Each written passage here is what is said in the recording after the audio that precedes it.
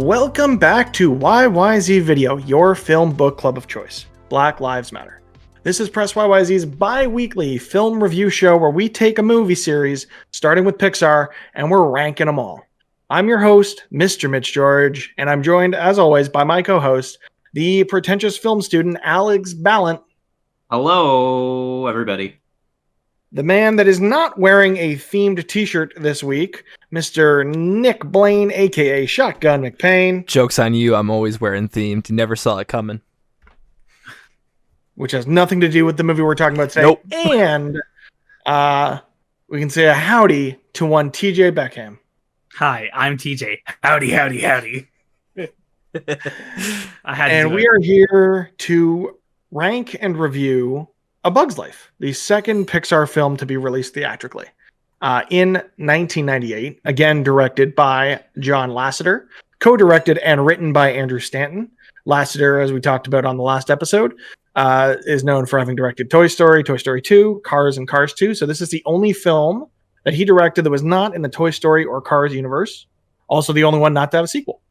Andrew Stanton, known for directing Finding Nemo and its sequel, Finding Dory, WALL-E, as well as the live-action John Carter, co-wrote all 4 Toy Story films and Monsters, Inc.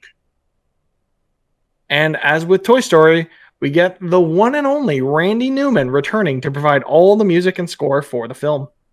Which is so surprising because you don't hear Randy until the very end. Yeah, I would have not. God, was it beautiful. That soundtrack is possibly one of the best things about this film.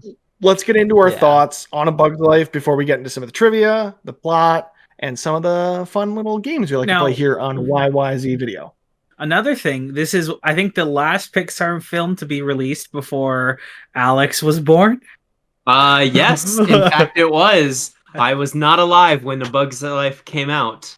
I hate this.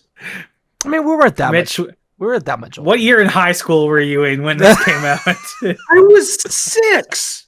Yeah, I was gonna say we're not that much I was older. advanced in school, but I didn't skip that many grades, or any for that matter. Let's get into some of our thoughts. Nick, what did you think about A Bug's Life? It's a movie. I did in fact watch Bug's Life and the film Ants that came out the very same year. And yeah, neither of them are great.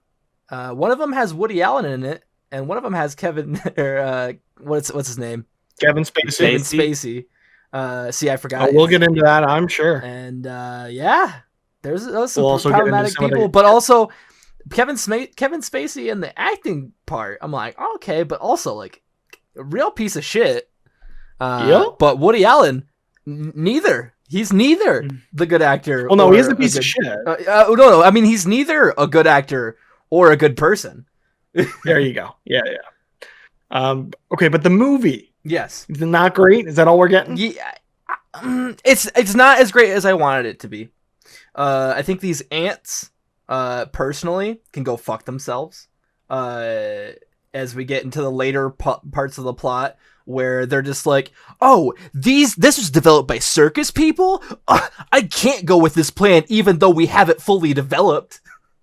Why not use the bird? Why not use the bird? Because it was Flick's idea, and Flick, for them, has been an asshole. What? It hasn't been an asshole. It just plans doesn't work. He's just been trying his best. Yeah, why? What are you gonna do? What are you gonna do otherwise? What was their plan otherwise? Are they just gonna sit there and die?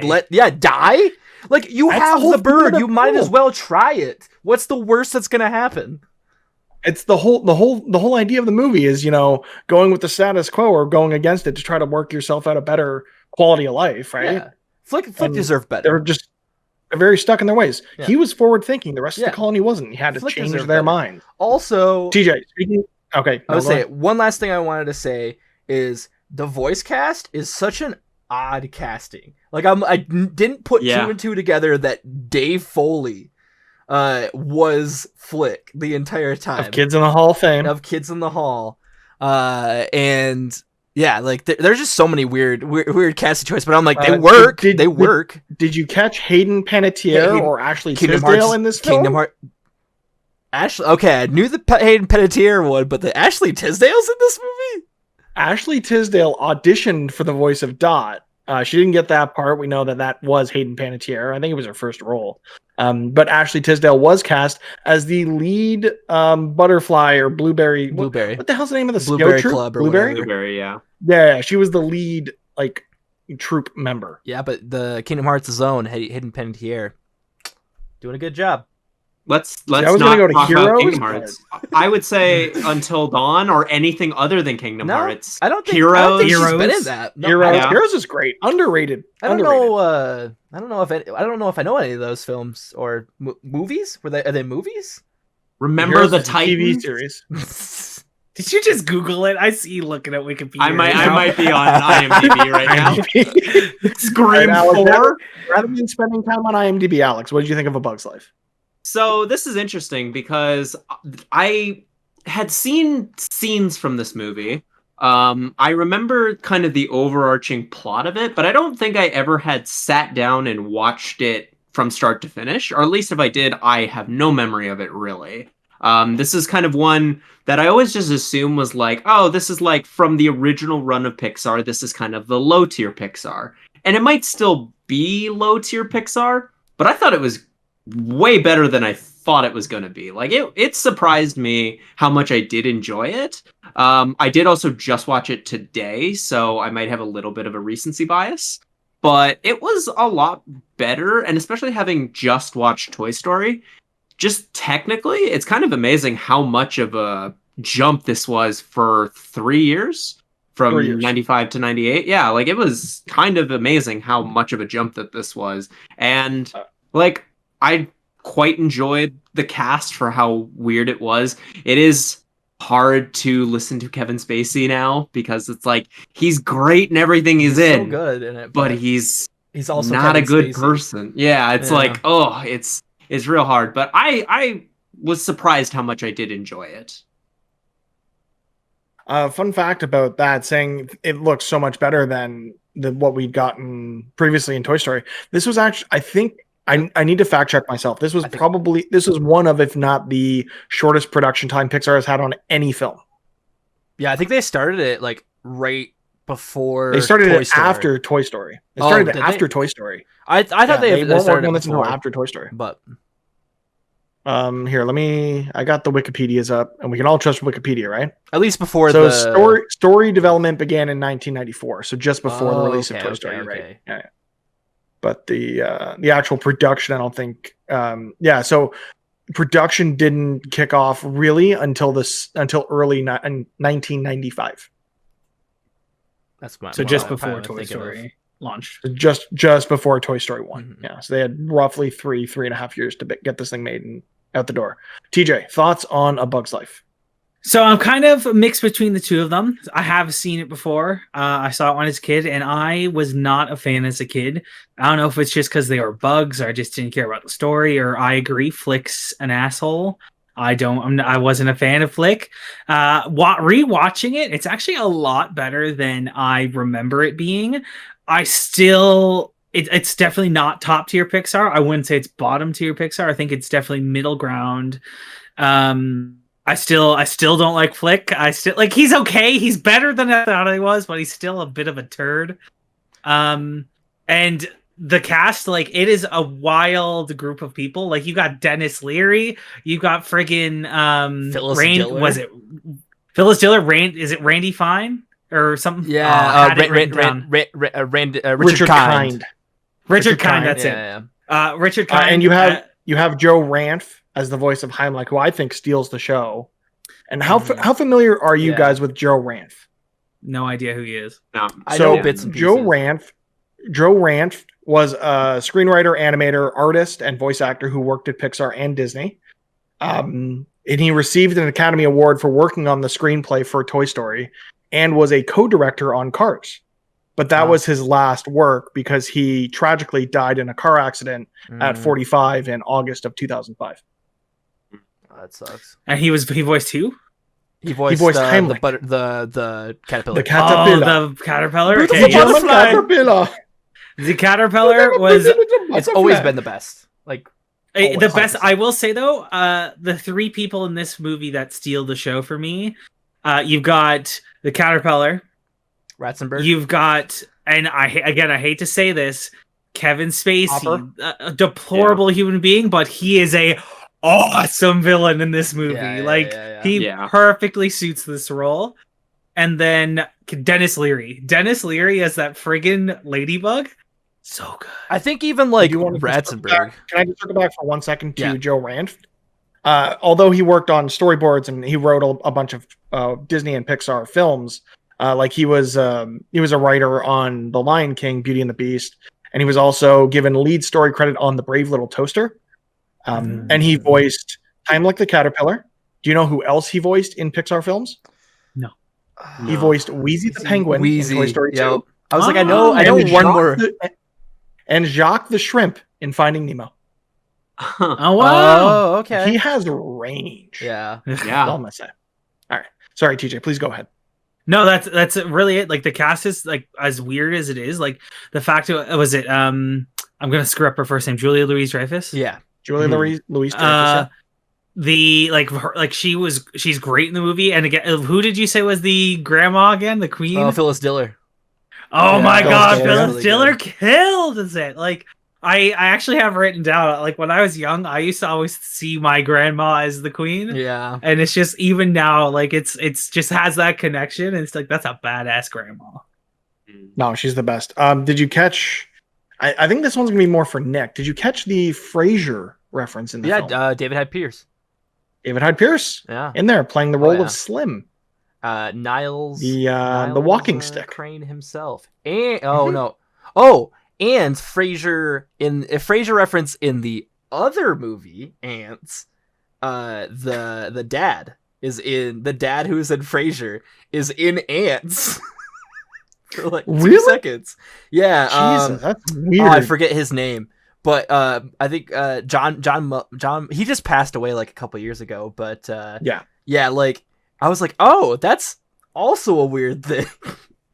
Also, we missed notable cast members Bonnie Hunt as Rosie, the Black Widow, and Brad Garrett as Dim, the rhinoceros beetle. Which Brad Garrett basically just laughs in this movie. That's it. Yeah. He's just a jolly guy. I have thoughts on Dim, and it has to do with kind of representation and the meaning of his name, but we'll get into that in a bit, I'm sure. I'll quickly give some thoughts. I really like this movie. This is a movie I grew up with. I remember having some of the McDonald's toys we'd play with all the time as kids. Specifically, we had the Black Widow, we had Heimlich. I think we had the Dim as well. Like, we were mad about getting those McDonald's toys as kids. So it was always just kind of around.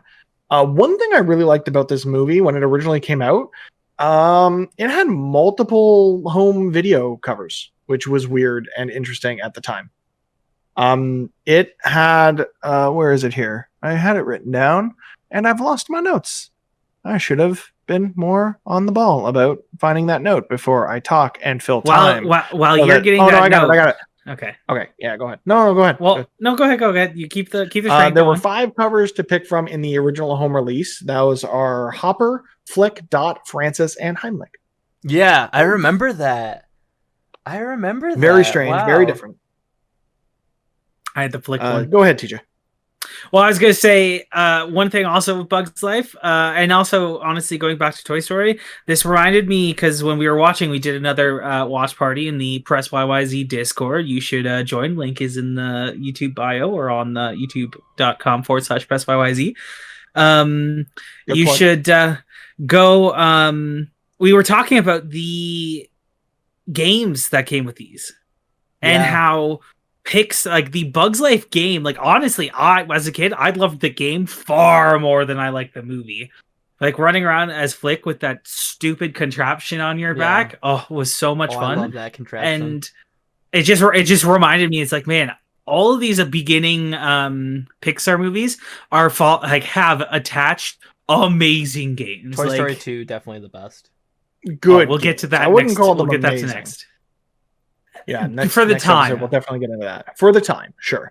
Let's get into some of the fun facts of A Bug's Life. So during production, a controversial public feud erupted between Steve Jobs, John Lasseter of Pixar, as well as DreamWorks co-founder Jeffrey Katzenberg, due to the parallel production of the similar film Ants, which released the same year as A Bug's Life. One of the reasons probably why Nick felt like watching it before doing this episode. A Bug's Life grossed approximately $33 million on its opening weekend and was number one, maintained that spot for 2 weeks.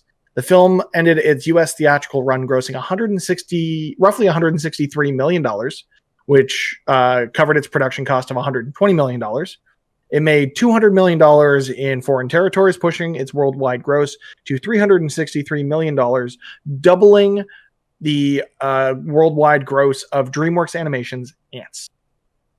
On review aggregator Rotten Tomatoes, the film has a 92% based on 88 reviews, which honestly was surprising to me, because we all said in hindsight it's good, it's what it is, but it doesn't, comparing, like, watching it so closely to Toy Story, it doesn't really compare. But people really seemed to like it at the time, and honestly, I still like it now. I think that's why I don't love it right now, like rewatching it, because I held it on a high-ish pedestal, and rewatching it, I'm like, man, like, this is just very okay to me, except for like a few standout things. But yeah, and also watching Ants, I'm like, oh man, these are very, very similar films, and it's funny how many parts of each movie I thought were in each other's movie. So I was like, I was watching Bug's Life, and I'm like, wait, where's the gum chewing, or the where they come into contact with humans on the picnic and stuff, and I'm like, oh, that's an Ants, you know? So. Yeah. Yep. Yeah, Also, they're very similar films released around the same time, for sure. I just took a look. Both Bug's Life and Ants have a 92% on Rotten Tomatoes. Yep. Both movies have the exact same tomato meter score. But audience score, Bug's Life 73, Ants 52. That sounds about right. Yeah. This is the first Pixar film to feature outtakes. These were shown theatrically and on the VHS, but were only available on the DVD and Blu-ray versions as a bonus feature. But as we discovered watching it on Disney Plus, those outtakes thrown smack dab in the middle of those credits, and I, for one, appreciate it. Though honestly, and I know a couple more movies, I think one for sure does it. This is something I wish they kept doing for every Pixar movie. It is so fun, these stupid little jokes, and yes, it takes more time to animate. I was going to say that's going to be expensive to produce, but it's such a fun little gag. Like, again, we'll get more into it next week, but like these ones, I remembered them partially, but they actually were pretty funny for what they were. Yeah, the ones in our next movie, blow it out of the water. So fun. There's some of my most memorable lines in all of Pixar is just from those bloopers of the next movie. Yeah, we'll get to that next though. Yeah, we will. A few more pieces of little trivia, and then we can get into the plot. Dim was not based on a real species of rhinoceros beetle, but in 2016, a variety of rhinoceros beetle with a horn similar to his was discovered. Such discoveries of fictional characters later revealed to be real has subsequently been dubbed the Dim effect. Oh, that's awesome. That's neat. Yeah. Very neat. Editor Lee Unkrich revealed that they considered calling this film Bug's Story to capitalize on the naming scheme of Toy Story and create that familiarity for the audience. But they were worried that people would then begin to expect all their films to follow that blank story naming convention, which is why they ended up settling on A Bug's Life. This is the first Pixar film to have its logo with the Luxo Junior lamp bouncing and squashing the letter I. This did not happen in the original release of Toy Story, but as TJ confirmed before we recorded, they have since added that to the digital remasters or the digital re-releases, including the one on Disney Plus. Mm-hmm. It's so weird because it's so iconic. Yeah, very much so. And this was the first time we saw it. The DVD version of this film is the first ever all digital video transfer. What does that mean? It was the first film that was created digitally that was then transferred digitally to DVD, because originally you're transferring a digital film to an analog medium. And the DVD release of Bug's Life actually came out before the DVD release of any other Pixar film, because that we know Toy Story was the first major motion picture that was completed entirely digital, right? But the DVD release of A Bug's Life actually predated it, making it the first all digital film transfer. Oh wow, I like that. that's why it's weird to think that it was only that long ago. Like Yeah. that 1998. digital to digital. I mean, Yeah. you only say that long ago, but Mitch, he's over here being like 78 years old, and you know. The last little fun tidbit I have, just because it is something close to my heart, another actor originally considered for the role of Molt, that being Hopper's brother, Jack Black. Oh, that would have made this movie better. Let's say And that's a with bad that, movie. we can get into the plot of A Bug's Life. Get the notes out here. First thing that we see is a scene. It's panned out. It comes into Ant Island. We see the tree, everything, and my God, does this movie look good right Yeah. off the bat? Yeah, It was- looks so good. That was my biggest takeaway from the beginning of this. Honestly, this first scene, probably my favorite scene in the entire movie. I just really like how they set up like how ants work, like in this world, and how they like have like they very much are a hive mind, and it's like when they have to make their own decisions, it immediately like petrifies them. There's so much about this first scene that I really, really enjoyed a lot, and was kind of like set the tone going forward. Yeah, we get the leaf fall from the tree Yeah. and break up the line of the grains being collected for what we find out is the grasshoppers, and they freak out, and it's great because it's so comedic. They come, no, we're gonna go around the leaf like it's some huge ordeal. That's a great bit, and it's so fun because it very much evokes the same energies that Toy Story did. Of we don't know how this world works, so they're giving us a fantastic look, or like a fantastical look at how these things operate in a way that is both, it's not inaccurate, right? Because we know scientifically the way that ants work and things like that, but it adds a nice comedic or family flair to it, which is really what I really appreciated that. Mm-hmm. I think too. I will say the. Oh, go ahead. Go ahead, Nick. we're two. All right. I'll go. I will say, like, I think that there's a lot of films in that time, like that 10-year time period, where kind of gave me my fascination with like exploring a littler world, if that makes sense. Like I put it down in my notes. I think that it gave me the real first feeling of the small world in a big world genre. This being one of them, and then Ants, and then Honey, I Shrunk the Kids, that sort of stuff, and like being in this, like Grounded is a good example of one Game. done today, like something done today. And I just really love that like the little world building that each one of those gives. So yeah. Well, Yeah. funny, I was gonna say a very similar thing. Like I love how it highlights this very tiny world, and I would like the first thing I always equated to is George Shrinks. Like how it is this very small world, and like these things that are tiny to us are massive to them, and like throughout the movie you will see that. But I will say, while parts of this movie are pretty, Yeah. Specifically like the berries or the grains, or like later in the movie they're holding an acorn, they do not look good. Yeah. I think the grasshoppers look pretty good though. Like in terms of grasshoppers look great. The texture. Yeah. They got mouths right this time, which was nice. Yes. It was nice. I think 'cause on with most this, they're of not. them. Yeah. Well, they're not conformed to replicating human mouths, and ants and bugs don't have mouths, so it gave them the creative freedom to kind of make them look the way they look instead of trying to chase this goal, which at the time was more or less unachievable. Yeah. There were until we get to the some next characters though that I felt like it worked better than others. Exactly. Like I would say, I can't remember her name, the Black Widow.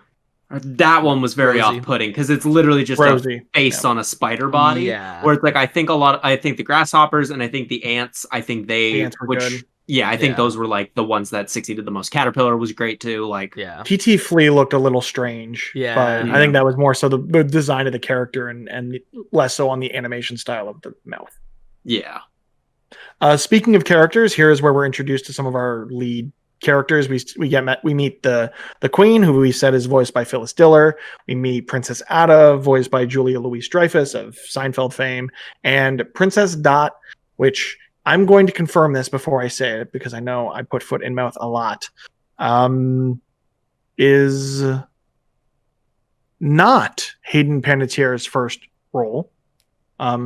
She had previously been in One Life to Live, and was in a Wendy's chicken nuggets commercial in 1996, credited as Girl. Oh, fair enough. Fair enough. Hello, girl. So we get this fun scene of the ants gathering grains, and then we're introduced to our lead Flick, voiced by Kids in the Hall's Dave Foley, who's using some strange contraption to optimize and, you know what, I'm going to say it, overfarm Ant Island. So if they keep going down this route, which is why there was no sequel to this movie, they've overfarmed this island and the ants have all died. But also the inventions, pretty cool. I do like those inventions. Overfarming cool is bad, schemes. okay? Yeah, overfarming, not great. But also, well, never mind. See, right now I'm getting confused with ants because I'm like, oh, they zoom out and it's New York. And I'm like, nope, that's Wrong ants. movie. This movie takes place somewhere near Mexico, we think. Do we? Yeah. Okay. So now this is another one of my questions. So how does this work? Where the hell is this located? Because they're on like this little island in the middle of nowhere, and there's no people or anything around, but there's also people close enough so there's some dude living in a trailer with a Pizza Planet truck. Spoilers for later. We'll get to that. We'll get to that. And then again, as mentioned later, the grasshoppers are in a desert in Mexico. Where are they? I need to know the geography of this. Southern Arizona. There's no grass in Arizona. I mean, there's probably some grass in Arizona. There's no grass. People in the comments we're somewhere Arizona, like New Mexico, Arizona, somewhere near the border. Anybody who's watching this who lives in that Arizona area, send us a picture of your grass. Picture your grass. Drop comments in the YouTube video. DM us on Twitter, twitter.com. Yeah, DM at Shotgun McPain. Pictures of grass. So show me your grass. He just wants pictures of your grass. Here's where we're introduced to a few of the themes of the film. So we get we get a really great line about being little in the grand scheme of things, and historically we see throughout the film the ants are treated as smaller than the grasshoppers. They exert their will, but small things or big things from small beginnings. Another theme we're introduced to when Flick is teaching Dot what a seed is for, and that whole thing really comes back into play. I just googled where's Bugs Life take place, and it freaking tells me Ant Island. No shit. I'm that. See, where is Ant? Maybe we need the canonical viewing like we did in Ants. They zoom out and it's New York. We need to know. So Pixar, give us the answers we want. So on pixarplanet.com, there's a thread. Where is Ant Island in Bugs Life? Rhode Island. It might be Rhode Island because the island is out in the middle of the water and pretty small. And the big city is pretty close in human terms to Ant Island. But then why is there a desert with a sombrero in it and they're singing La Cucaracha? I think they're thinking ants. Okay, but this is from pixarplanet.com though. So. Yes, which is a credible source. I don't know. I think have you seen Ants and Bugs Life in the same day? You can't really discern between them. All right, you can continue. One of them's like the watership down of Bugs Life. All right, back to the plot. So yeah, like I said, we get introduced to these themes of being little and being able to come together as a group, even though the small individual isn't very powerful. As a group, there are many, hive mind, whole spiel. And the idea of big things from small beginnings that Flick teaches Dot about. You can tell Dot is very infatuated either with Flick or with his inventions or whatnot. Seems kind of weird, but whatever, because we know he's pining after her older sister, but it's just weird. Weird all around. This is where I want to segue into a new segment that I've come up with Mhm. called theme parks in movies. Okay. Or movie rides. I don't know what I'm gonna call it. Movie I wanna talk about rides it's for tough the Pixar guys. And I'll I come up want to with... talk about it's tough to be a bug. Wait, can I do a theme song? You can try. Pixar guys, we're Pixar guys. We're gonna talk about the theme park rides. Oh, I really like that. Okay. There Welcome to Pixar Guys Talk Theme Park Rides, where we talk about rides in Disney theme parks that are related to Pixar films. This week's ride is It's Tough to Be a Bug, which is a theater show that was at Disney's California Adventure until they closed down the Bug Land and still exists to this day at Walt Disney World's Animal Kingdom. When I went to Disney World the first time and I was like 8, this ride scared the ever-living shit out of me. Because when I was a kid, there's a point in this ride, you're sitting down in like a theater, they're doing a whole show with 3D glasses, and there's Flick and Hopper, and they do their whole thing. And the majority of the cast does reprise their roles. You get Dave Foley back. You do not get Kevin Spacey. Andrew Stanton steps in to voice Hopper in the theme park ride, which in hindsight is a good idea. Actually, from looking at this, the only character to come back, or the only voice actor to come back from the film, was Dave Foley to voice Flick. which makes sense. Because we don't get any of the other characters from the movie with speaking roles. But there is a tarantula named Chili, voiced by Cheech Marin, which is fun. Oh, okay. And Tom Kenny, who voices SpongeBob, right? Yep. Voices 2 dung beetle brothers for the ride, or the attraction.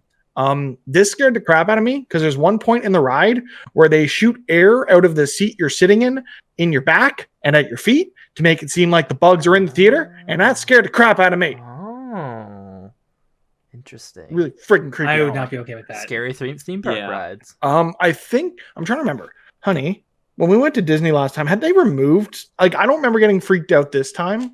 Either. No, we did. It's tough to be a bug. Yeah, we did. In the tree. It's in the tree, and Yeah, I think they do them at your feet, but they don't do the ones into your back anymore. Or it might be the other way around. I don't remember. It's really creepy. But it's a nice little attraction at Disney's Animal Kingdom Park at Walt Disney World. Not Anyone affiliated else with have YYZ thoughts Video. on this ride that no one has ridden except for me, I think? I've never been to Disney World, so I've never been Same. to any Disney. Would you want to ride this attraction as I have described it at Disney World? sure. Okay, are we ranking the potential of the theme park rides? I'm down to rank the theme park All right. ride, sure. All right, so obviously this is number one just first. Only I don't because know I if forgot I to bring it fuck up for with Toy Story, but yes. tarantulas, so I'm gonna put it at number 3 right now. It's the Just right only now. one. But I'm gonna put it at number 3 right now. All right, can someone make a list? Because I can't do that in Letterboxd. Yeah, I'll do that. I'll do that. Okay. Theme So at park number- rides in Letterboxd. Number 3. At number 3 on our list of one item for Pixar Guys Talk Theme Park Rides, we have It's Tough to Be a Bug at Disney's Animal Kingdom. Okay, back to the movie. Perfect. We are now introduced to the main antagonists of the film, the Grasshoppers, led by Hopper, voiced by Kevin Spacey, who wants to know, where is my food? Because as Flick is making his way into the anthill, he fucks up and knocks all the food into the river that they'd spent months gathering for these stupid grasshoppers. And now they got nothing. Question: this puddle, because they're on a river, like surrounded by a dried up river, Riverbed, yeah. and there's like a puddle of water. How deep is this puddle with all that? Like, is it a super deep puzzle? Is these like I don't. Just, I mean, that was a lot. Don't of you food. remember they vanished? It was not just a puddle; it was a secret portal that to teleported into the Narnia, world. and then James 'cause all McAvoy ate all the seeds. Yeah, because all of them literally just dissolved as soon as Yep. they went in, because clearly they didn't have the animation, like they didn't have the technical ability to be able to show all of the seeds at the bottom of the puddle. Yeah, that's Yeah, you exactly it. Like it vanishes. Yeah, Yeah. I would say they just boop. Which makes sense. Like, it's a good technical cutout, honestly. Yeah. Compared to what Ants does. Which is Either way, we have Flick confront Hopper.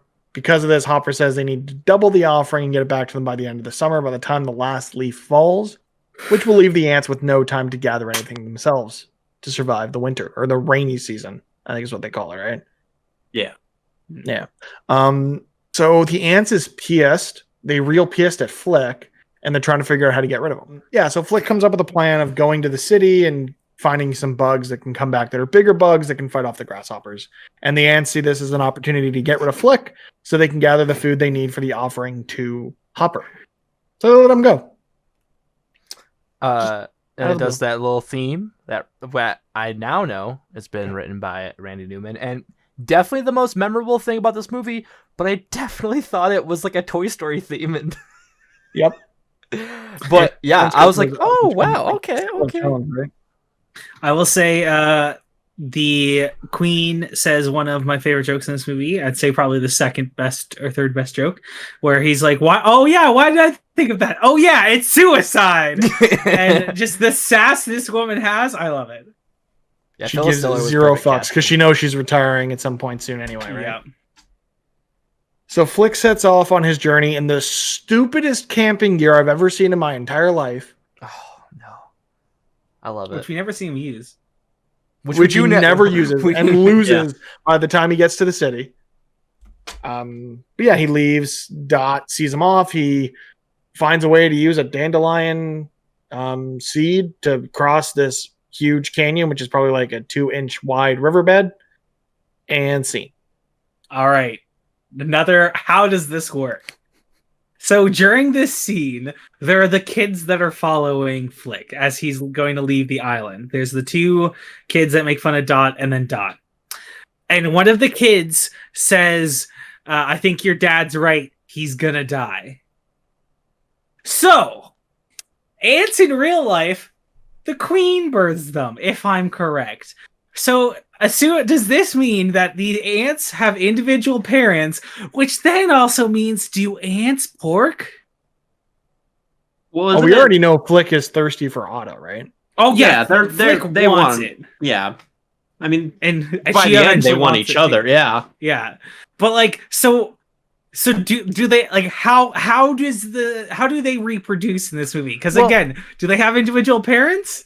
And because the Queen talks about how like she's got the two daughters, and they're one, like those two are the ones who are going to inherit being the Queen eventually. But then it's like they're Queen ants. But then it's like, where does that distinction come with the other ants? It's very ill defined. Well, and also on the topic of ants and in real life, don't they not last super long? Like, yeah, don't they live for like a day? I was gonna say, like, listen, they make a joke about that. They're gonna with be some dead of the flies. It's a goddamn movie. They're going to have to skirt some of the realistic expectations. But we about need ants. to Maybe the whole movie takes place over the course of 7 hours. We don't know because apparently they live for multiple years because there's multiple seasons in which they're gathering shit for Hopper. I have more comments on what was just mentioned, but let's go into the plot first. All right, so Flick makes it to the city, which is just a weird amalgamation of trash. And here is where we get the shot of the Pizza Planet van. Around 25 minutes in, just after the circus scene, we catch a glimpse of the Pizza Planet van, which is neat. Yeah. Which has appeared in every Pixar film except The Incredibles. Oh, wow. Mm-hmm. No. We then make it to the circus. I thought this was a very interesting scene. Just kind of felt like it came out of nowhere. Yeah. I know it's to establish the circus characters, but it really is just like Flick is off on his adventure. Okay, now it's the circus. This is weird. Okay, now it's back to Flick. It just kind of, the pacing wise, it just kind of felt like it came out of nowhere, where there's no other scene in this movie that feels like that. Mm-hmm. And it just kind of felt like a weird way to establish these characters for me personally. It would have been good if we had like a montage of him making it to the circus, but have some sort of break. It's fine. We're then introduced to all the circus characters led by one P.T. Flea, named for P.T. Barnum, also piece of shit, apparently. And this is where we get the John Ratzenberger voice, because this Which- is the role that he voices in A Bug's Life. I think he's another standout because he is such like the scummy boss character. Yeah. It totally. Well, John Ratzenberger has also gone on record saying this is his favorite role he's played in any Pixar film. I bet he tore up the scenery with this, like the scenes that he was in, like even the like little lines of later on he has a line of like, maybe I'll think about paying you like when he's getting like tied up and stuff. Yeah, it's really great. Also, a scene that I remember my brother rewinding a whole ton is when the one bug comes out, is like, who ordered the poo poo platter, and the flies go up on there. Poo poo platter. And I'm like, oh yeah, that was great. All right, another. How does this work? So How does as this Alex mentioned, I think this needs to be a segment. As Alex mentioned, It can't be the a segment if flies he does it mentioned- every 3 minutes. This is true. because This is true. there's a lot of questions. Alex mentioned, one of the flies mentions, I've got 24 hours to live. I'm not wasting my time here. So does that mean bugs understand their short lifespans? And if so, why should go to the circus in the first place? Yeah. And then also, the flea. I'm not sure the lifespan of a flea. I probably should have Googled it before this, but we're too far in. So why the flea? Why does he want to get rich if he lives like 20 fucking minutes? So a flea lives 3 months. Oh. Still, why do you want to get rich? if Under you're only there ideal for 3 conditions, they can live up to a year and a half.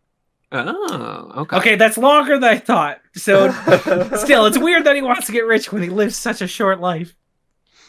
He just wants to leave something behind for his kids that'll also live for a year and a half. You think Given ideal You conditions. think this flea has kids Yeah, you think? or a wife? We know this. Okay, this guy, if he's got money, this guy fucks. Yeah. Yeah. Right? I don't know. Do you think there are standards like that in the bugs world for Do you fleas? Maybe. do you think the bugs do like cross species, or is it like Just in the all- okay. So as we're Well, keeping it in the so- Bugs Life world, do you think they have The cross financials species? Are porking, right? Yeah, like is there like a half ant, half Black Widow hybrid? Oh God, That that's a different movie. is ants. Human centipede. yeah.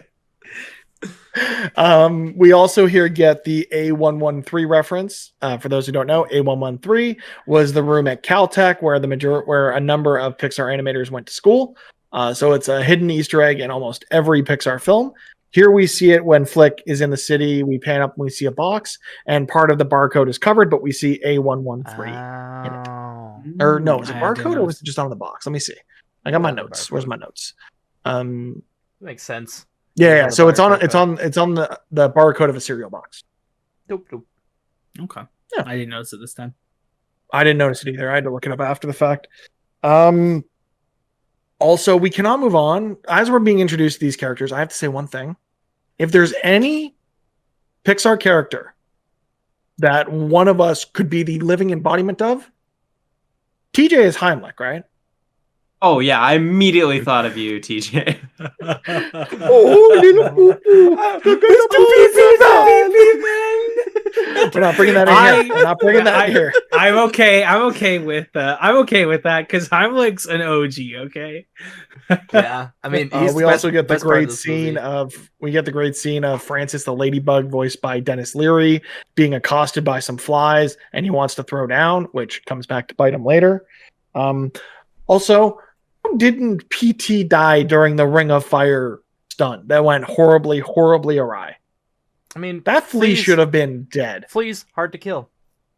Yeah, notoriously. Again, By fleas your hard to kill. fire. All right. Either way, we see them all get fired from the circus. They end up at a bar, get into they use a skit, which Flick confuses for them being actual warriors because they say they are warriors, and they somehow don't get killed in that fight where they don't know what they're doing. And there's a bit of a confusion where they think Flick is a talent scout. Flick thinks they're warriors, and they agree to go home to Ant Island for a role. They don't know All that right. role is to fight grasshoppers. How does this work? So I've got two questions here. One, so during the scene and just before it, there is a scene where two flies are flying past I can't remember what you call it, the fly electrical thing. Oh yes. Bug zapper, where you get Bug zapper. don't go towards the light. I can't help it. It's It's so pretty. The voices of those mosquitoes are John Lasseter and Andrew Stanton, the co-directors of the film. Nice. Oh, I had no idea. Go ahead, TJ. But it's so like that scene, and then also in the bar before the fight, a slug orders food and then eats it, and then he starts like foaming in that because I said no salt. Which, if I'm correct, salt kills slugs. Yeah. So Correct. Not only do bugs know they have short lifespans, but they also are aware of these things that will kill them, but they don't care. Yeah. I'm We pretty also have sure a all mosquito these bugs order a are Bloody just Mary, which suicidal. was great. Seeing the That was mosquito order gross. of Bloody Mary was cool. Yeah. That was That funny. was funny, but also kind of gross. Like, Yeah. Poo poo bladder. But so I'm pretty sure all these bugs are suicidal. My second question is murder not a thing in the bug world?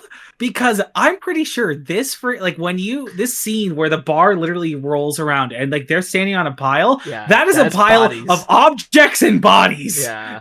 That's totally bodies. You see legs sticking out of it. I did not notice that It's a doggy at dog all, and world. that's terrifing. Yeah. Like, so they kill the people. Like, Listen, and again, no one got mad? Reuse, reuse, reduce, and recycle. If They're you just making best use of the materials they have on hand. I implore you to watch Ants if you think the body count is in this movie is anything to shake a stick at or a slim at. Okay. Also, why we get the scene where Flick comes to the city. There's all these other bugs. There's the centipede's the bus, and he's also the bus driver announcing stops and stuff like that. And we see a daddy longlegs come past. Yeah. And it's the only creature in the movie without a face. Yeah. It doesn't have a face. Well, you may not see the face because it's walking past, so the face may be on the other side. Still, care. it feels like it's implied that it's not a face. Yeah. Do daddy longlegs have a face? No. We also get a line from Flick saying, "This must be too good to be true, finding these warriors so conveniently at this bar," which we later find out absolutely too good to be true because they don't want to fight whatsoever. They're really so the plan, you know. Well, that's why I don't. Then we get them all. I don't necessarily agree with the Flick is an asshole thing. I don't think Flick's the asshole here. He's just trying to do what's good for the colony, and he just fucks up every time. Like, listen, this is a movie about fuck-ups. It's a movie about being a fuck-up and feeling like you're a fuck-up and trying to get past that. And going past the status quo. The real assholes in this movie are the other ants who want to stay in the status quo. Like where they want to live their shitty life. They're literally ready to die rather than enact Flick's plan. Again, I go back to the point. They're suicidal for sure. It's 100%. These bugs are, but Flick is an asshole though because I have had job interviews that have had more questions than these people who are supposed to save an entire ant colony. He doesn't ask them any questions. He's like, "You're warrior bugs? Come help me." He doesn't ask them, "What have you done? Where have you fought? Where are your service medals?" Well, he's a fuck up. It's also the fucking queen didn't ask anything. They came back and like, "Oh yes, they are also warriors," even though Flick is someone that they don't trust. Like, they're all dumb. No, the other they are, but dumb, we get all the bugs now flying back, the circus bugs and Flick to the colony. And at this point, I'm like, why is there still an hour plus of this movie left? Because I had totally forgotten what the plot of this movie was. Yeah. When we got I was to just this about point, to say, I'm like, are we at the end already? Yeah. I was like super surprised, thinking like, oh, I thought like the whole like movie was going to be about the adventure of getting the warriors and then them coming back, and like the whole like how trouble it's going to be like to him to find them, convince them, and then come back. But no, it's just like that. Like they immediately agree to go, and this movie took at its finest. Yeah, it took a completely different direction. Like I assumed it was going to be like a whole long journey to get back. No, they all fly. Yep, they just fly there.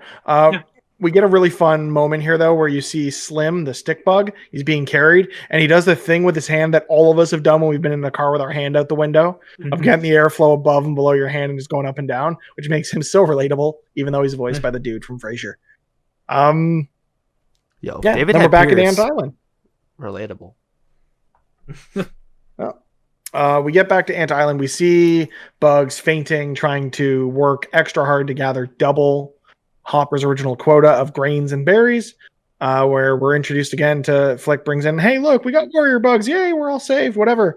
And then we get into this whole weird like ceremony where they do like a celebration of these warriors coming to save them. And the students have put together murals and performances and all. The one question I have here, there are ants playing musical instruments.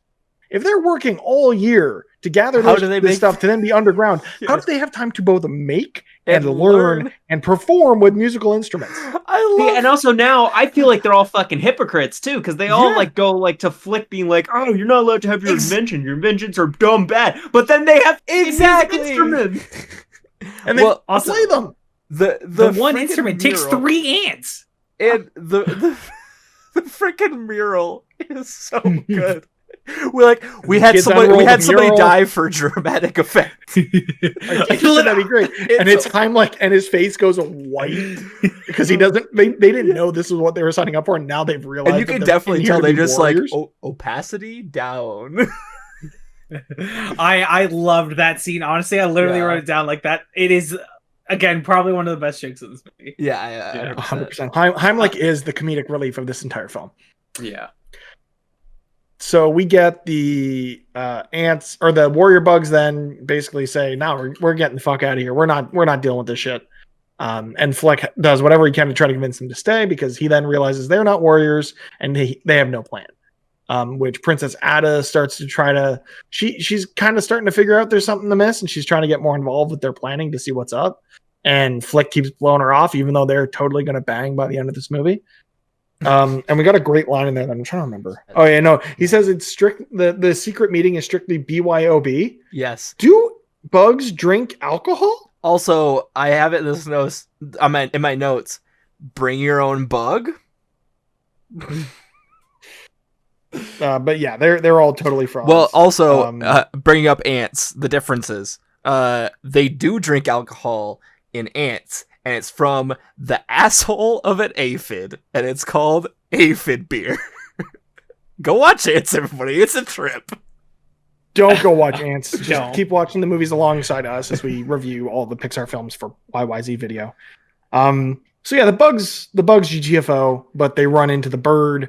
The whole colony kind of sees this encounter with the bird and saving Dot and figuring all this out. So they're definitely warriors if they're able to fight off this big nasty bird, which will come back into play later.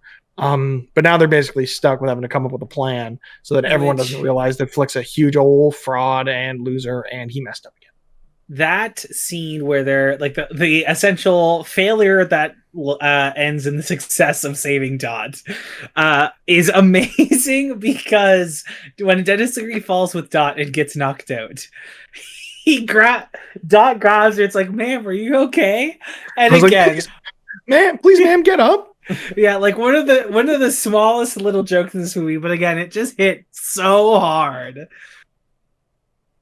So we get back to the village. Flick comes up with the Trojan bird plan of essentially building a bird to scare off the grasshoppers because I don't remember if they mentioned it off the top, but I think Molt mentioned at some point about Hopper's running with a bird. So that kind of foreshadows Hopper's bird phobia, which I don't know what that is. I'm going to call it birdophobia because I don't want to Google.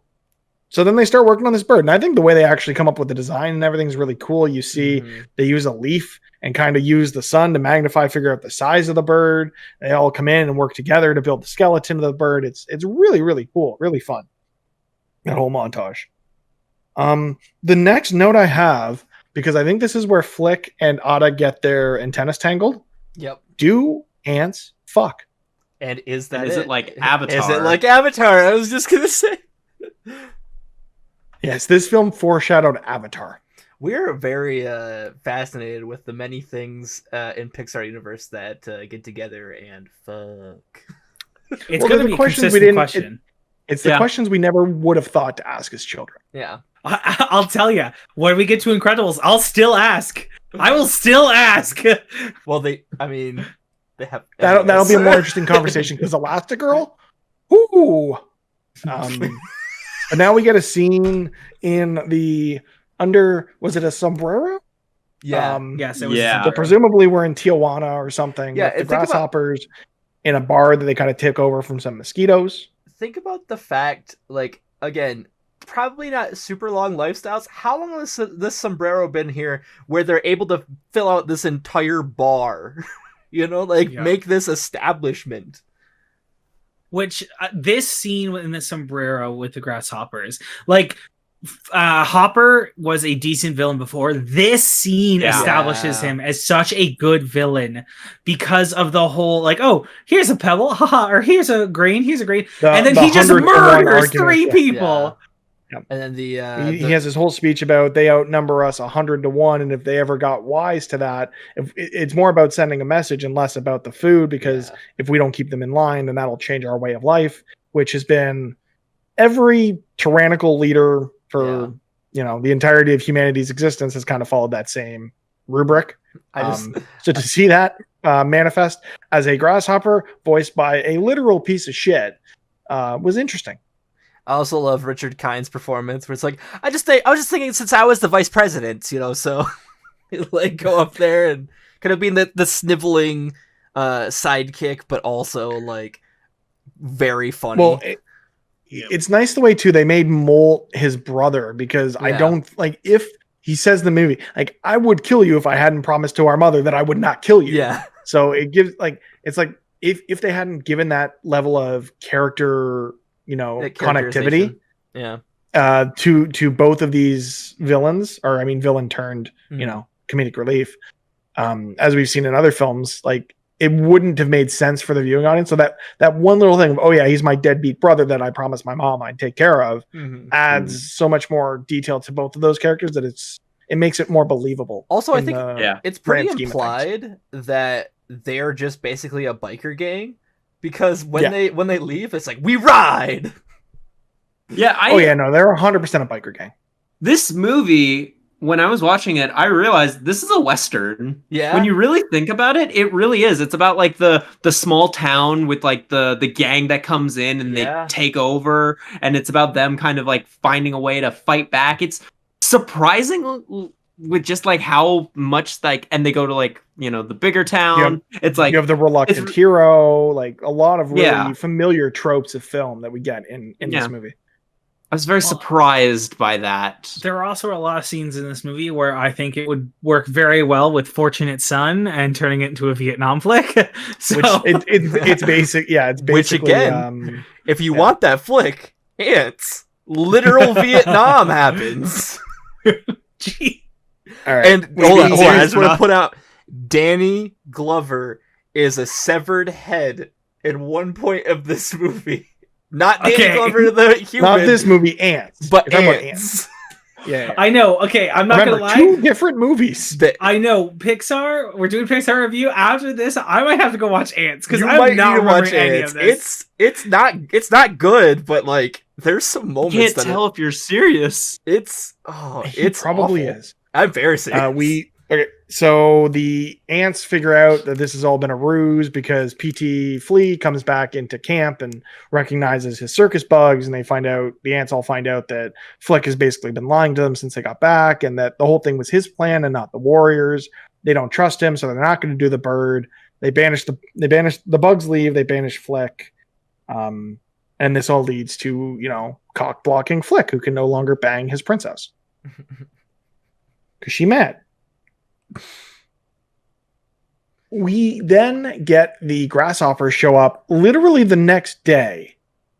And I don't know how fast grasshoppers can fly, but it's probably a long way from Mexico to wherever the hell Ant Island is, which we still haven't determined where the hell it is. We don't really know that that's in Mexico, right? It could have just been a place with like a desert area with like cactuses.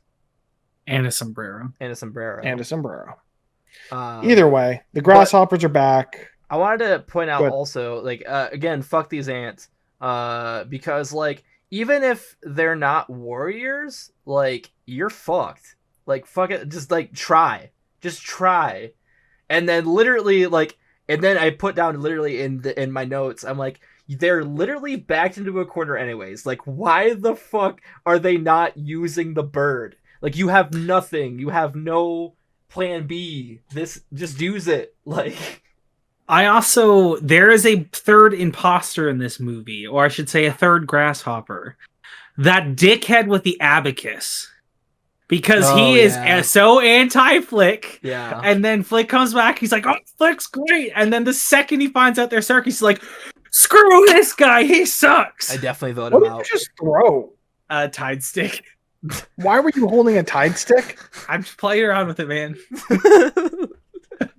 All right. Well, while TJ plays with his Tide stick, Tide we can stick talk in about review.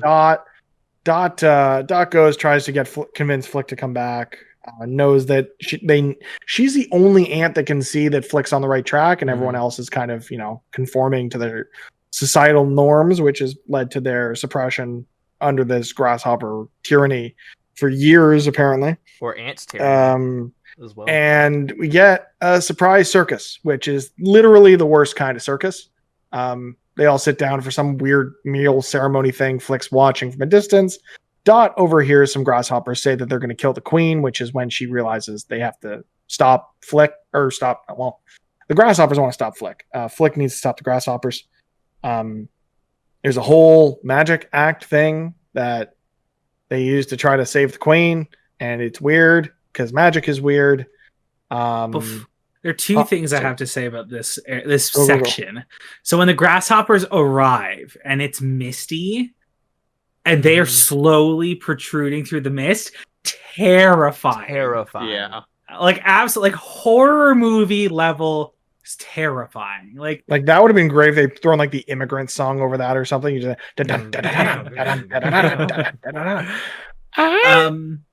and then also, I just in this part too, before they start trying to save the queen, Dot is being chased by the one rabid grasshopper, which I don't really understand. Yeah. He's an albino too, I think. She falls off the cliff, and something happens, which I wrote a note. I was trying to figure out what it was. Deus Ex Winkchina, because her wings don't work at all, and then just suddenly work. It's some Deus Ex Machina. Like, it happens. It's a movie. Relax. That's the thing. That's like to say Deus Ex Machina is like a thing for plot.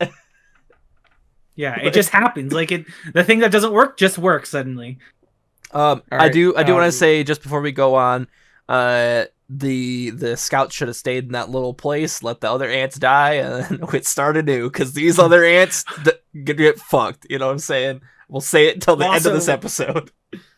Flick just helped radicalize a group of kids. He created a gang. Well, technically, didn't Francis do that? Because they like take on the moniker of Francis, who essentially becomes like their pseudo cult leader, because they like wear ladybug skins and shit. Mm-hmm. I think he started the cult. Flick led them down a path of violence. Yeah. But we then see the ants come back to camp. They climb up the tree where the bird is. All the other ants see this happening and do their best to distract Hopper so he doesn't see them get into the bird. The board is launched, scares the crap out of everybody. PT Flea has no idea what's going on, sets the bird on fire because he's an asshole, which ruins that whole plan. We get a really interesting confrontation between Hopper and Flick, where he's just like, ants are less than dirt. Like, you guys need to, obey or we're going to kill you all. And they start to kind of see that there is strength in their numbers. And Flick has a really great motivational speech in there. And then the riot breaks out, where all the ants kind of, realize they're more powerful than the individual grasshoppers, which is great. But this movie turns into a freaking disaster, freaking level of God. Saving Private Ryan. Yeah, that's what exactly. I was going to say the finale to Lion King, but that works too.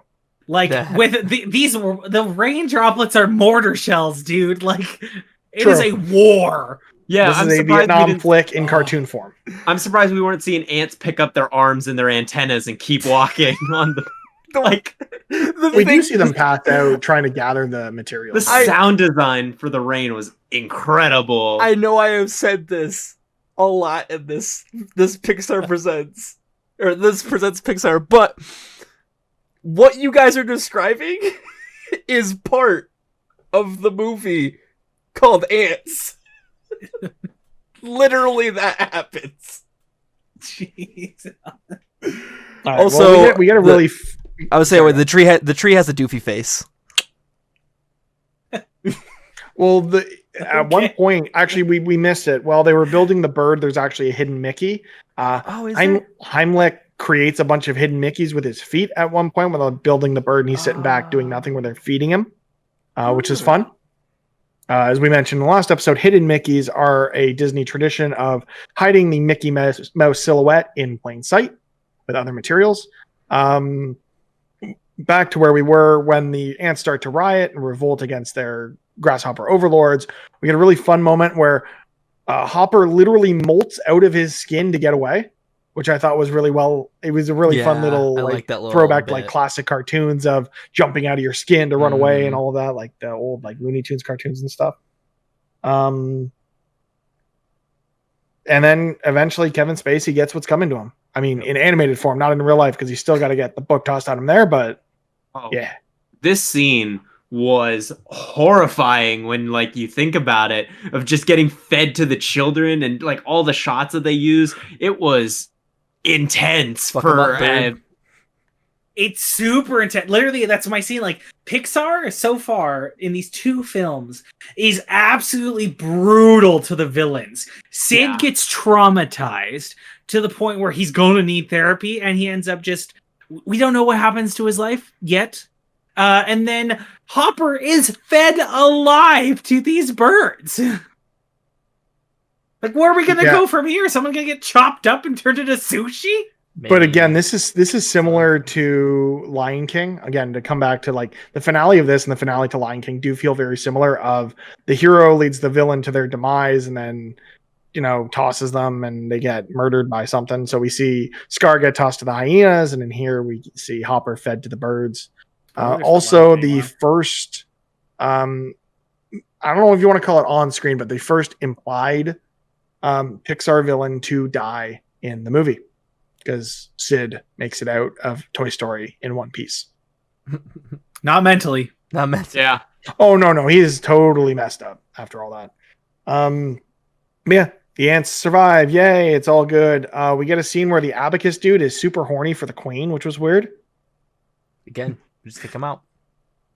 Super weird. Before it becomes real problematic. We see Heimlich emerge from his cocoon, and he's a pretty little butterfly. I'm a beautiful butterfly who cannot fly, and they end up having to carry him away anyway. The one thing I remember from this movie every single time is, I'm a beautiful butterfly. Yeah. 100%. The comedic relief we all needed in this dark wartime film. And then we close on end credits featuring outtakes of the movie, but the end credits begin with another Randy Newman joint. And this leads me to my first segment of this podcast. We rank in the Randy. We're gonna rank the Randys. This one is called Time of Your Life, and it's pretty good. How do we rank it to Sailing and You Got a Friend in Me, and then the other one? I think we just do one song from Toy Story, and it has to be You've Got a Friend in Me. Oh, but Sailing though, there's not that many Randy Newman stuff in here. That's true. We're gonna start losing him the further we go along. Yeah. I say okay. So I bargain. We put Time of Your Life above the Strange Things, but below You've Got a Friend in Me, which is at number 1, and then have Sailing be number 2. I agree with All that. right. Sure, I don't care. All right, there we go. And there's your rank and Randy, ranking the Randys. Yeah, so for ranking the Randys, you've got a Friend in Me, Sailing, Randy's Song, and A Bug's Life, which I forgot the name of when I wrote it into the doc, and Strange Things. Now, one thing I'm not going to... Not yet. We can discuss this on air where people are listening. But from here on out, the credits to these movies get more and more interesting. Mm-hmm. Eventually, like they eventually remove the outtakes, but they do like fun treatments and stuff like that. Do we want to consider Ranking the bloopers? Ranking the credits? We can't have we're already Pixar guys talking theme park rides. We've already got ranking the Randies. We're gonna rank shorts. We can't have that many rankings in this show. All right, well, consider the credits in your final choice. Fine, whatever. Comment below if you want to see rank them credits. No, don't. I don't know. Please don't. Continue. I think with that we can get into. I want to come up with a better name for this segment because everything we have is just ranking. Mm-hmm. But we're going to talk about the shorts. Is there not a certain corner we should visit first? No, that was after. Oh, corner was after the short, and then we got into ranking the film based on the last episode. I was going to say it. This one better than Toy Box or whatever the fuck that one was called. Easily. The short accompanying A Bug's Life for both its theatrical and home video release is titled Jerry's Game. Released or animated by Pixar in 1997. It features an old man playing chess with himself, but taking on multiple personalities to do so. And it's fun, it's playful. I love it. And it's way less terrifying than Tin Toy. So I think with that we can put Jerry's Game above Tin Toy. Yeah. Pixar came a long way. Short stuff. Yeah. It felt like this was hey, there's no people in this movie. Let's have something to show to show the tech off that like, hey, people are starting to actually look really good. You also have to remember it was 9 years between Tin Toy and Jerry's Game. Exactly. Yeah. All right. 88 to 97. I will also say for the longest time when you asked me about Bug's Life, this is what I thought of. I didn't think of the movie. I thought of Jerry's Game because I always thought of it because whenever you'd start the VHS, it would show Jerry's Game first. Mm-hmm. And it did win the Academy Award for Best Animated Short in 1998. Yeah, I agree with that. It's a great short. Good. There's not a lot to it, I'll say. And I 100% agree putting it number one above Tin Toy. We'll see if it stays. I don't think it'll stay forever. But I think with that, okay, we're we ready. get into a little segment we call Carmi's Corner. Where my wife, who is as big of a Disney fanatic as I am, because as I've said previously, we got engaged at Disney World. She's going to come in and tell you about her experience with this watch of A Bug's Life. Nick, if you would. Carmi's Corner, we're going to the Carmi's Corner, going to the Carmi's Corner, Carmi's Corner. Gonna keep going on this song because Carmen's not here yet. Here she is right now. There we go. Here is Carmi's Corner. Hello. Howdy, Carmi. Hello. Feels like I haven't spoken to you guys in a week. I know. Yeah, it's been a while. It's been a while. One would say 2 weeks. Canonically. Not the podcast. Yeah. All right. Bug's Life, give it to us. I actually fell asleep yesterday watching it. Yes. So, Carmen, I don't know if you have notes right now. Do you have notes? No, I don't. I'm completely unprepared today. What I would love for you to do, because all of us did not remember the story or the plot of the movie before rewatching. At least I'm under that impression. Can you tell me what you think happens in A Bug's Life? I think they just attack the grasshoppers. I think they just find. I don't know, because I've been listening to Mitch for the last hour. Oh, that's Has true. it been an hour already? Yeah. So I'm just like, I didn't need to watch it. It's fine. So I think that what happens is that there's this bug. His name's Flick. Yep. And he goes on a journey to find other bugs to help them attack these people who are attacking their homeland. Mm-hmm. Am I right so far? You're right so far. Yes. Let's Okay, good. Yeah, that's it, because this movie scared the crap out of me. And even last night, I watched the first 5 minutes of this, and like the grasshoppers scare me. Y'all aren't ready and for I'm like, ants. nope, I'm going to sleep. Y'all aren't ready for ants. So Ants is excited. horrifying. No, so I think we watched Ants The last time I seen Ants, no, because Ants and A Bug's Life was Yep. in careers in grade 10. Mm. For some reason, I'm not sure why, but I remember falling asleep in Ants in class, and this movie just still scares the crap out of me. So, like, as soon as Hopper puts his foot into the anthill, I'm like, no, I can't watch it anymore. Everyone's so you gonna went to bed. die. It's gonna be a massacre. And then Ants definitely has I like woke a weird like anti-conformist like anti-communist like sort of ideas.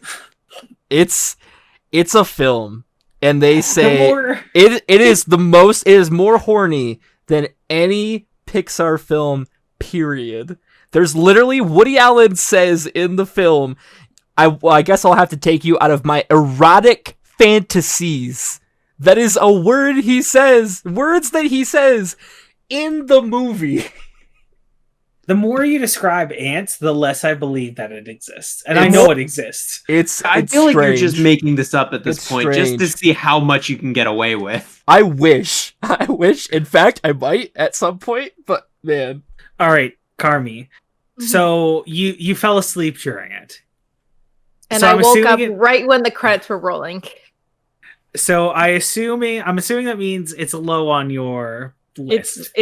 It's probably well, let's see. What do we have on? I'm looking at Mitchell's Wikipedia.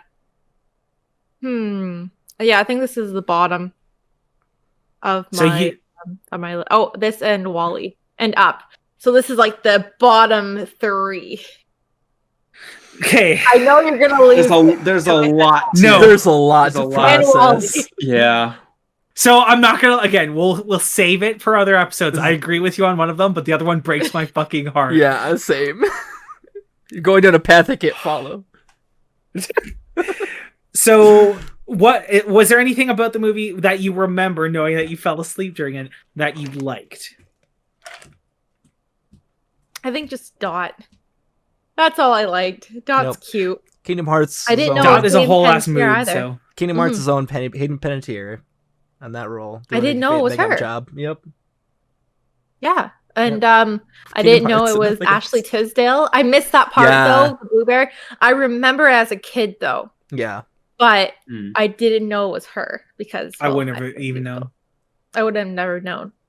Can you describe me a scene in this movie? Just a random scene that happens.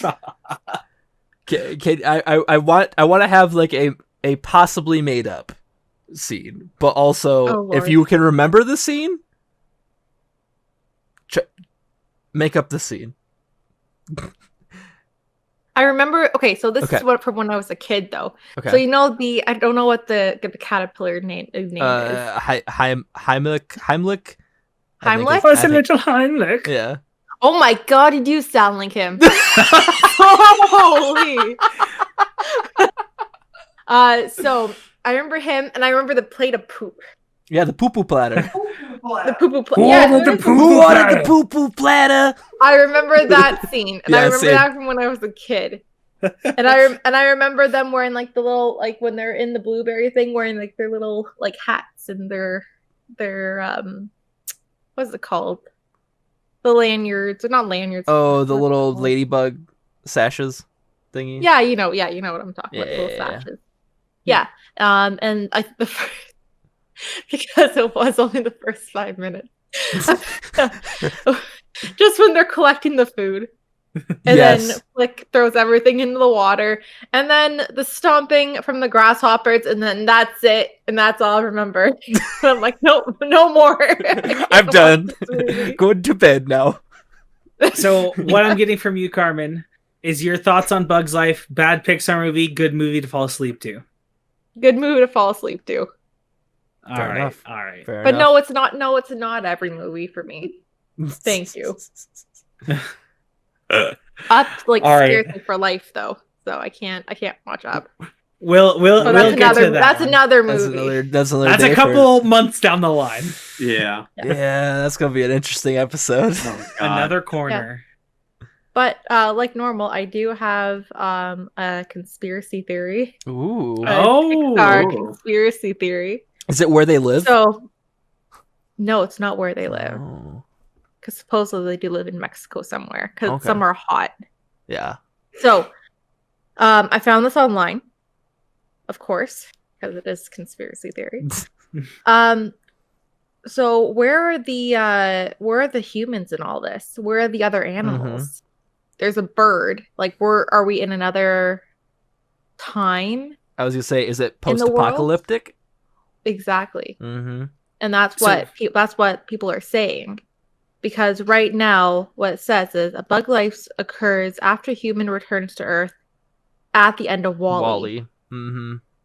So some I've heard that one animals before. and some insects survive the pollution. I've never seen Wall-E though. I've only seen it once. Why? How can it be at the bottom of your list? Yeah, I was gonna Because say, I've how can you never say something? Because Why? you've never seen it. Okay, that's fair. Less I've heartbreaking. never seen it. Less heartbreaking. Less heartbreaking, but still anger. Yeah. I'll watch it when we review it. How Yeah. many more movies do we have until We we got- we got a lot. A little while. We got a lot. There's at least like what 10 more. There's, Oh my yeah, god. there's quite a bit. We're Something not like gonna that. get 2008, through I think the it was. summer. Yeah. I'm probably gonna have to watch it twice. 2008. We were in 1998 right now. Okay, so That's it's 10 10 years. Oh lord. So yeah, they're saying that some animals and insect species survived the pollution, as shown by the roach in Wall-E and the crabs in Cars 3. This also explains why bugs don't seem to fear humans as much as you might expect. That's the conspiracy theory. So I think we're in another time. So Are we in? Sorry, go ahead. Is the Pizza Planet truck and the trailer, is that a remnant of humans, or is that one of the last humans alive? Well, how was the Pizza Planet truck at the circus? It was, Was it covered? no, you could see it. It looked dirty, but so did the last Pizza Yeah. Planet truck. It's interesting facts. I don't know. Interesting conspiracy theories. I Yeah. would say. So And that's first- the one I could find. So First, it was Oh, quickly. Toys Are Souls, and now it's everybody's dead. But I mean, ants. where every question that you have about this movie is answered in Ants, including the fuckability. I kid you not. Oh my god. So before you guys came on, I walked into the room and you guys were talking about some sort of question that would have been asked later on. What's the question? I can't There was a remember. question, wasn't there? Oh, I think it was Nick wanted to ask you about what you think about the movie's about. Because Yeah, you fell yeah, asleep yeah. during it. Yeah. You answered it? Yeah. What was the question?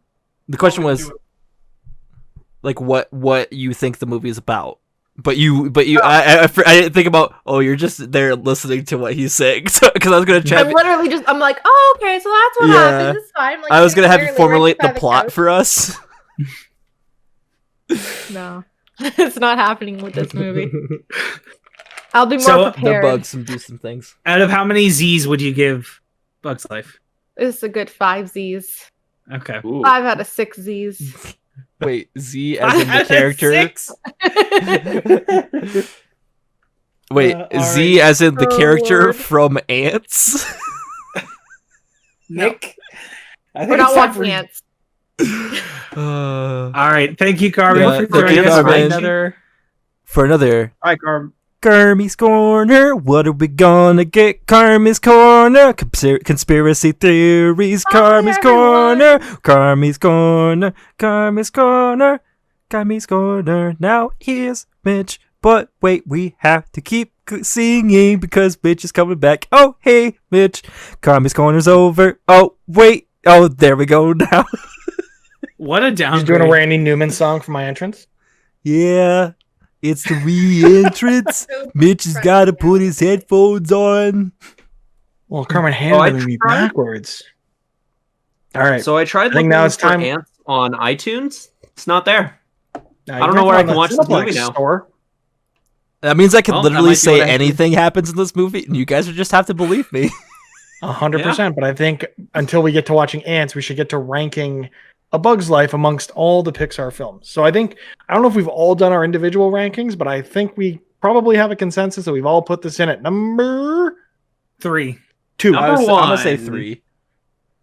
No, it's Alex, number two. seriously? It's number 2. It's number 2. I was about to say, if you said number 1, I was about to throw hands. I almost threw hands after someone besmirched Wally.